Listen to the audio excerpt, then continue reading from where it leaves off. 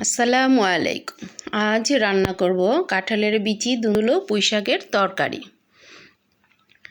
এখানে আমি ফ্রাই প্যানে 2 টেবিল চামচ পরিমাণ সরিষার তেল দিয়ে দিলাম। আপনারা সয়াবিন তেলও দিতে পারেন।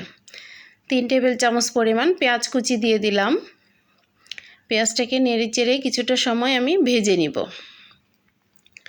এখন আমি পরিমাণ মতো লবণ দিয়ে দিচ্ছি, তাতে করে পেঁয়াজটা নরম হয়ে যাবে।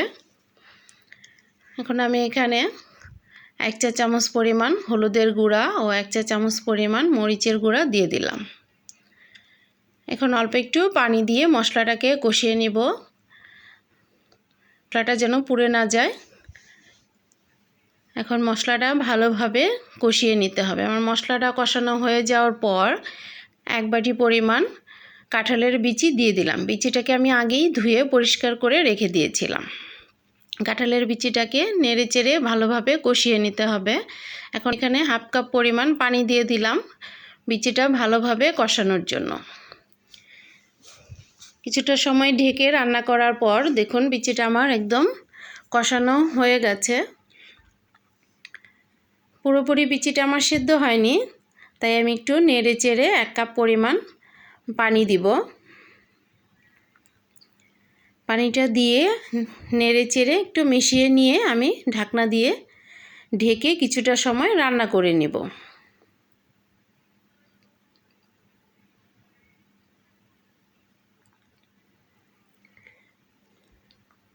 সময় রান্না করার পর দেখতেই পাচ্ছেন আমার বিচিটা পানিটা ফুটে উঠেছে। এখন আমি এখানে দুন্দুলগুলি দিয়ে দেব।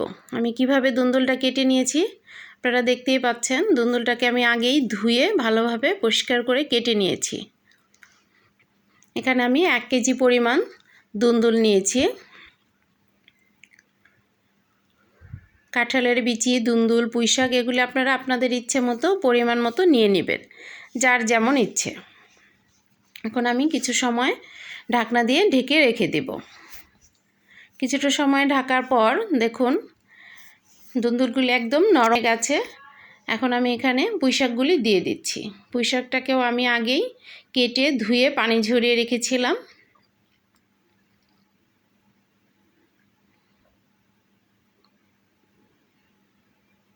আমার রান্নাটি যদি ভালো লেগে থাকে প্লিজ একটা লাইক করে দিবেন।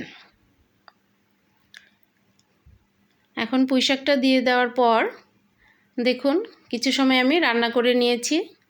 আমার তরকারিটা প্রায় হয়ে এসেছে। এখন আমি এখানে 4-5টি কাঁচামরিচ দিয়ে দেব।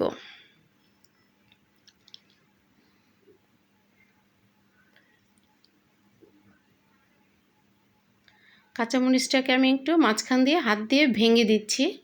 আপনারা আস্তেও দিতে পারেন কিংবা চিড়েও দিতে পারেন, যার যেমন ইচ্ছে। মাছ ছাড়াও যে সবজি অনেক সময় রান্না করা যায়, দেখুন এভাবে রান্না করে খেতে খুবই স্বাদের হয়।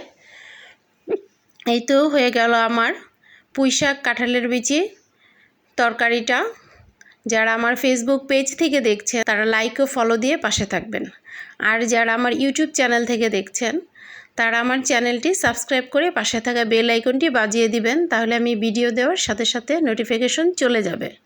আর যারা অলরেডি সাবস্ক্রাইব করেছেন তাদেরকে জানাই অসংখ্য ধন্যবাদ। সবাই ভালো থাকবেন। আল্লাহ হাফেজ।